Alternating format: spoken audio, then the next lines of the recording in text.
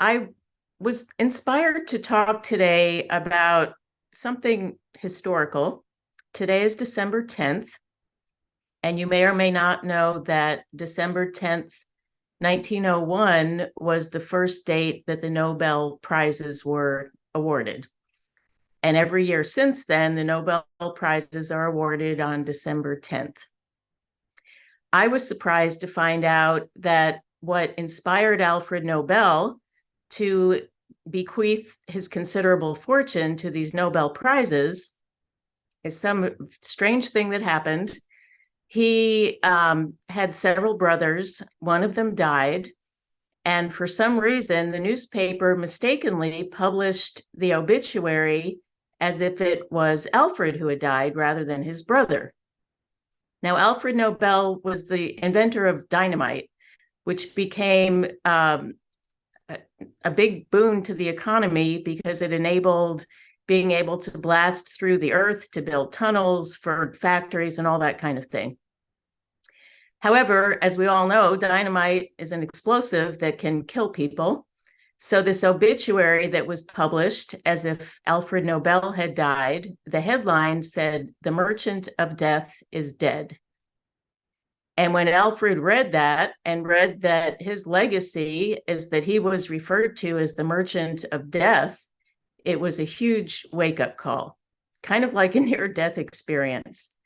And so he decided that instead of his legacy being that he would be remembered for inventing something that could kill people, he would use the fortune that he made from this invention, and he put this in his will, to bequeath prizes to people who were notable in physics, chemistry, medicine, literature, and peace. And he said that it would be awarded to those who, during the preceding year, shall have conferred the greatest benefit on mankind. So part of what I think is really inspiring about this is that it shows us that even if our life is taking a certain direction, if we find out that we're not really happy with the way that's going, we can do something to change it. And it also was interesting to me when I heard this story, because years ago, I crafted and for many years mentored a weekend retreat that was to help people discern their purpose in life. And I started out the weekend on Friday evening having people write their obituary, which some people thought was really morbid, but it's a really wonderful exercise to imagine, okay, at the end of my life, when I'm on my deathbed, looking back over my life, what would be my legacy? What kind of impression would I make on people, on mankind? How would people remember me? And I know some people here in the business world, there's a philosophy in business to begin with the end in mind, meaning that if you think about a goal you want to accomplish or where you want to end up, you kind of think backwards in terms of, okay, if this is what I want the end to be, what are the steps that I need to take now leading up to that? And that's what happens when you imagine your obituary. Okay, what would I need to do now, tomorrow, next year, in order for this to be what I'm remembered for at the end of my life? And it's a very interesting exercise to really reflect on, okay, are the things that I'm doing now and the things that I will do in the future, are they fulfilling? Do they fulfill a purpose? And the beauty of doing that is that if we imagine something that's not quite what we would like it to be, maybe not as dramatic as being remembered as the Merchant of Death, but maybe not having quite the influence we wanted, we can do something about it. We can make a change now. And, not everybody is going to do something that has a huge impact on humanity to win a Nobel Prize. But if you think about it, humanity is made up of people. So one person at a time, each one of us can do something that makes an impact that's beneficial. So I want to give you an example. This happened just about a week ago. I was in a dollar store waiting in line to pay for my stuff that now costs $1.25. It's not $1 anymore. And this woman in front of me, she was probably, I don't know, under 5 feet, really tiny, maybe weighed 80 pounds. She turned around and she said to me, "Do you know what kind of photographs elves take?" And I said, "No, what kind of photographs?" And she said, "Elfies." And her face lit up in this big smile, and I laughed. And she said, "I'm 86, and I've learned that what keeps me young is doing something every day where I learn something new and doing something every day that I can make somebody smile. So I'm glad I made you smile today." And, this might seem like a little thing, but it was so impactful. I thought about it all day. I was reflecting on it when I went to bed at night, because she didn't have to do that. She could have stood in line. She could have complained about the fact that things cost $1.25 now instead of $1, but she didn't. She decided to use her time waiting in line to tell me a joke and to uplift my spirits a little bit. And then she told the joke to the cashier and uplifted her spirits a little bit. So I think that it's really helpful when we think about how we can make an impact and a difference in a small way or a large way. So one thing that I really appreciate about the Mindful Spiritual Center is that as a community, there are many ways that all of us contribute to make people's lives better. Once a month, there's a collection for Feed My People. There are collections to help people in need during the holidays. There's a musical experience that Mitzi and other people do called Christmas in the Kitchen, and they donate the money to Annie Malone and to another charity. So those are some ways that we can influence humanity. But I would also encourage you to think that maybe you might think that your influence is small, and it might be that a small influence can grow really large. So I've studied the lives of a few people who've won Nobel Peace Prizes, and there's a woman named Betty Williams who only passed away within the past couple of years. And she won a Nobel Peace Prize in 1976 for co-founding an organization called the Community of Peace People. And she's was from Northern Ireland. And if you know anything about Northern Ireland, there's been a huge conflict between the Catholics and the Protestants. And Betty Williams was a secretary and a housewife. And she observed something that happened. There was a young man who was driving a car who was caught up in a gun battle. So he died, and then his car careened out of control, and it hit a woman with her 3 kids, one who was in a baby stroller, and the 3 kids died, and the mother was seriously injured. So when Betty saw this, her frustration that was already occurring about this violence, it kind of grew. Cassidy was talking about lightning.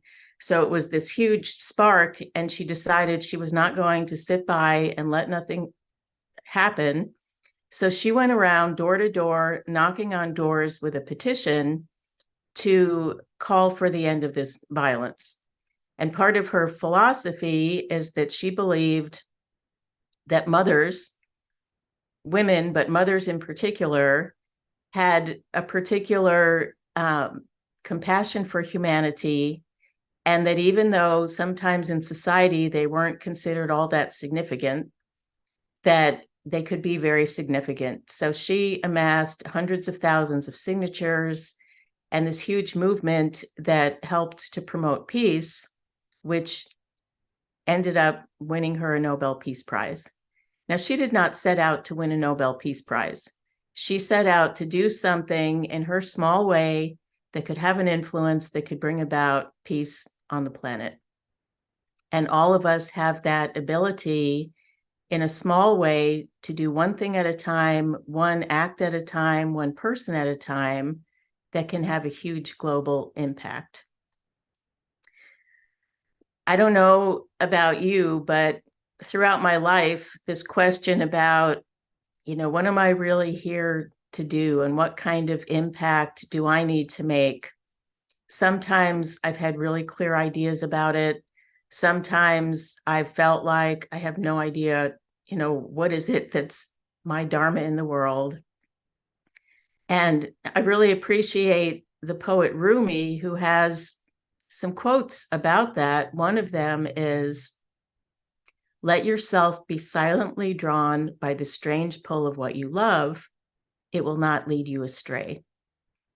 And I believe that each one of us has an inner call toward what our purpose, our mission, our dharma, our duty, our calling, whatever you want to call it, that there is a kind of internal pull that when we get quiet and listen to it, it will lead us in that direction.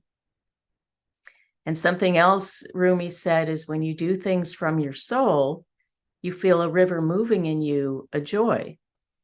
So I don't know who came up with this kind of popular saying, "You do you." People talk about you do you. I think what that means is that we're not in a competition with other people to say, oh, that person got 100,000 signatures for a peace petition. I'm going to get 500,000 signatures. It's not about that. It's about, what is my individual calling, purpose? What do I love? What brings joy to my soul? And then doing that. There's a passage from the Bhagavad Gita, which is a Hindu scripture, and that book is amazing if you want to learn about dharma, about your spiritual duty. It's all about that. And this verse says it's better to do one's own dharma, even though imperfectly, than to do another's dharma, even though perfectly. And I think many people have experienced making choices that they thought, this is what I'm supposed to do. Sometimes young people, when they're in college, they go in a certain direction because that's what their parents want them to do, or that's what they've been told that they should do. And they find it's not really satisfying. And then somehow they find what is theirs to do, and it brings them that kind of joy. So again, I think it's helpful to cause our outer minds to be quiet and still so we can listen to those inner urges, those inner callings, and to follow the synchronicities and the chance encounters. So, for example, this little, and I say little just because physically she was small, but this big spirit in this small woman's body who turned around to tell me a joke, I don't think she had any idea just how much influence that little bit of joy brought to me. And it inspired me to think about, okay, what kind of influence might I be able to have in a similar way? Where I end up being the chance encounter for someone else that ends up lifting their spirits. And sometimes it's not even so much about what we do as who we are. So if you think about the obituary practice, sometimes people's obituaries talk about what they did, the job they had, the organizations they were involved with. But oftentimes they list qualities like, this person is remembered as being kind or compassionate or empathetic. And I think this is a good time of year to think about that, because many people choose a focus word as it becomes the new year. Like, this year, I'm going to really focus on becoming more kind. Or this year, I'm going to focus on really becoming more understanding. And I do that, but sometimes I kind of go back and forth about, what's the best right word to pick. So within the last couple of weeks, this was on my mind. And I heard somebody who described himself as being compersive, COMPERSIVE. Now, I had never heard that word before. And I like words. I like learning new words.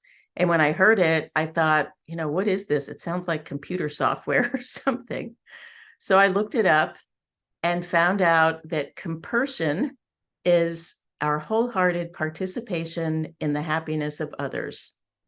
It is the sympathetic joy we feel for someone else, even when their positive experience does not involve or benefit us directly. Thus, compersion can be thought of as the opposite of jealousy and possessiveness. And I thought, wow, what a wonderful quality.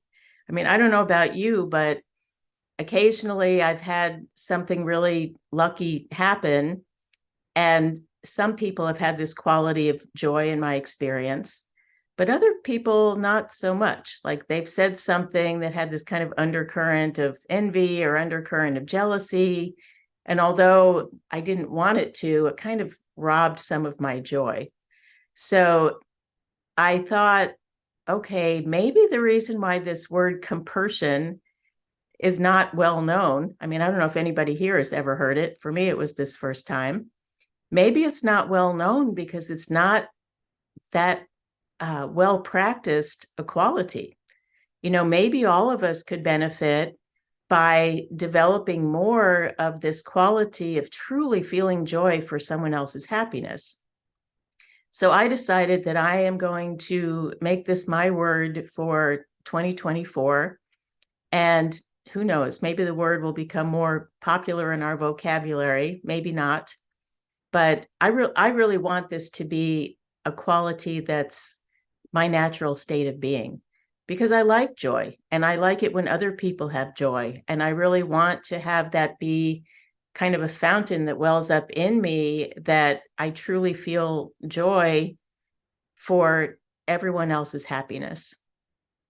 So I'm not saying that you need to develop this quality. What I am encouraging you to do is to reflect, meditate, maybe journal on a quality or virtue that you want to make a part of your being.